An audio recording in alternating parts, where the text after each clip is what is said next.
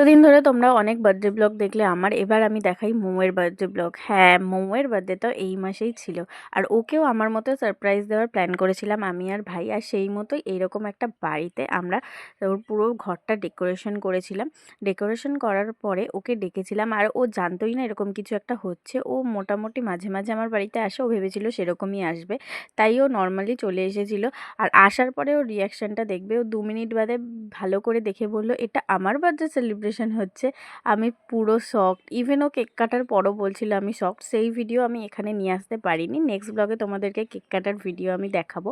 তারপরে আমি ওর জন্য একটা ড্রেস নিয়ে গেছিলাম। আমি বললাম যে এভাবে তো কেক কাটা যায় না, তুই ড্রেসটা চেঞ্জ করে নে। তারপরে আমি এখানে এটাই বলছিলাম যে ফুললি সারপ্রাইজড হয়ে গেছে। আমাকে এত সারপ্রাইজ ওরা করতে পারিনি যতটা ও সারপ্রাইজড হয়েছে।